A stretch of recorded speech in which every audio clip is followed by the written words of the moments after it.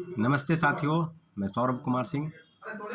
और आज आपको बता दें कि जिस विषय की हम चर्चा करेंगे वो है कि बिहार में जो शिक्षक बहाली के मुद्दे पर है, नियोजित शिक्षकों का मामला है और कई मुद्दे, खासकर एसटीईटी अपेयरिंग, डीएलएड अपेयरिंग और साथ साथ कई मुद्दों की चर्चा हम करेंगे।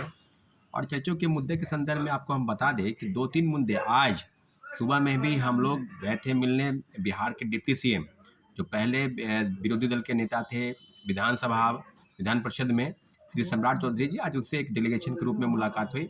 हमारे साथ शिक्षाविद गुरु रहमान और कई नियोजित शिक्षकों की मांग को लेकर शिक्षक अभ्यर्थी और जो एसटीईटी अपियरिंग के छात्र हैं जिनकी परीक्षाएं मार्च में संभावित होगी, खत्म होगा, तो उनकी मांग है कि तीसरे फेज की बहाली में जो शिक्षकों की बहाली चल रही है उनको कहीं ना कहीं मौका मिलने की बात चल रही थी। और सारी चीज़ों पर जो डेलीगेशन के रूप में जो समस्या थी, उस समस्या के समाधान के लिए आप सबको पता है कि नियोजित शिक्षकों की समस्या, खासकर 3,50,000 से ज़्यादा नियोजित शिक्षक इस प्रदेश में पढ़ा रहे हैं, उनको नौकरी की संभावना है, वो लगातार नौकरी कर रहे हैं, कोई 18 वर्ष से, कोई 20 वर्ष से। और एक चिट्ठी निकला है, इस चिट्ठी के माध्यम से ये तय हुआ है कि आप जिस सेवा में हैं उस सेवा में आपको रहना है। अगर आपको बढ़ना है, राज्यकर्मी का दर्जा लेना है, तो शर्त ही यही है कि आपको 3 बार परीक्षाएं देनी है। परीक्षा अगर आप फेयर पास नहीं करते हैं तो आपको सक्षमता परीक्षा जिसका नाम है, और 5 सदस्यीय कमेटी की रिपोर्ट के आधार पर यह सौंपा गया है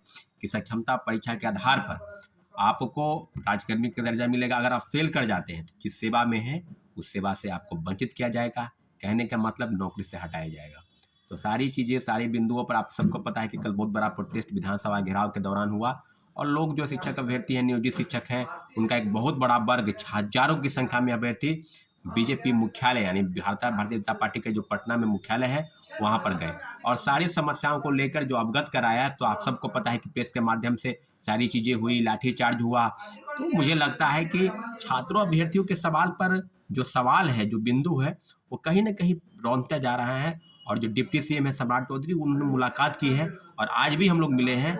हम लोग के साथ में जो 10 सूत्री मांग है उसमें प्रमुख मांग है कि एसटीटी अपियरिंग के छात्र को मौका मिले तीसरे फेज के बाहर फॉर्म अप्लाई करने का। दूसरी प्रमुख मांग डीएलएड छात्र जिनका अगस्त में सेशन हो रहा है, वो चौथे फेज के बहाली में बैठेंगे, उनकी समस्या को लेकर दूसरी मांग है जो उनको दिया गया। तीसरी प्रमुख मांग जो डोमिसाइल को लेकर है, डोमिसाइल को लेकर पहले भी प्रखरता के साथ भारतीय जनता पार्टी मुद्दे को बनाती रही है। आज पुनः आपकी सरकार सत्ता में आप हैं तो आप इस चीज़ को देखिए कि कैसे आगे बढ़ना है और सारी चीज़ों पर बिंदुवार उनको दिया गया है।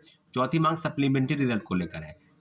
दूसरे फेज की बहाली में 14,700 पदों पर सप्लीमेंट्री रिजल्ट के लिए बीपीएससी को नोटिस गया था शिक्षा विभाग से कि पूरक परिणाम जारी कर रहे हैं, परंतु पूरक परिणाम जारी नहीं हुआ। पूरक परिणाम जारी नहीं हुए, बस खानापूर्ति हुई। टीआरई-1 में आप सबको याद है कि टीआरई-1 में 4700 पदों के बाद 2773 लोगों का रिजल्ट आया। तो अभी और एक सबसे महत्वपूर्ण सवाल था कि बीपीएससी में जो सिविल सेवा की परीक्षा है उसके अपर एज जो है 37 वर्ष से बढ़कर 40 वर्ष या 3 बार या 2 बार अतिरिक्त मौके देकर परीक्षा में बैठाने की जो बाध्यता है, जो उम्र सीमा की बढ़ोतरी की मांग आज नहीं पिछले 1 वर्षों से हम लोग कर रहे हैं। और उसके लेकर जो माननीय मुख्यमंत्री जी से लगभग 4 बार छात्रों का एक प्रतिनिधिमंडल भी मिला, उनको बताया भी समस्या का। उन्होंने स्पष्ट रूप से कहा कि देश के तमाम राज्य, लगभग 20 से ज़्यादा राज्य अपनी सिविल सेवा की उम्र सीमा यानी राज्य सिविल सेवा के परीक्षाओं में ऊपरी उम्र सीमा की बढ़ोतरी की है। कहीं 40 वर्ष, कहीं 42, कहीं 44, कहीं 45 वर्ष भी हुआ है। कोई ऐसा राज्य नहीं बाकी है देश में जहाँ के सिविल सेवा परीक्षा में ऊपरी उम्र सीमा की बढ़ोतरी नहीं की गई है, परंतु बिहार एकमात्र ऐसा राज्य है जहाँ पर 37 वर्ष यानी पूरे देश में सबसे न्यूनतम 37 वर्ष जो है वो आयु निर्धारित हुई है। तो साथियों, अब जो जिस बिंदु की चर्चा हम करेंगे कि आने वाले समय में किस तरह की चीज़ों, और सम्राट चौधरी ने स्पष्ट कहा है कि 1 दिन का समय दीजिए, इस सारे मुद्दों पर हम मुख्यमंत्री जी से बात करेंगे।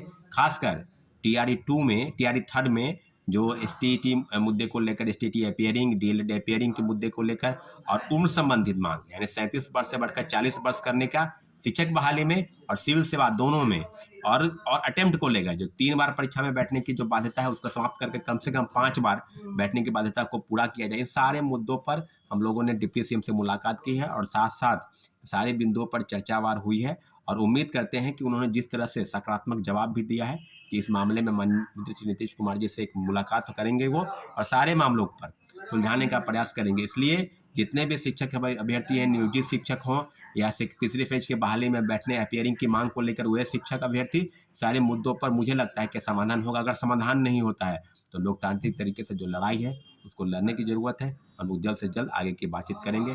ठीक है साथियों, धन्यवाद। जय हिंद।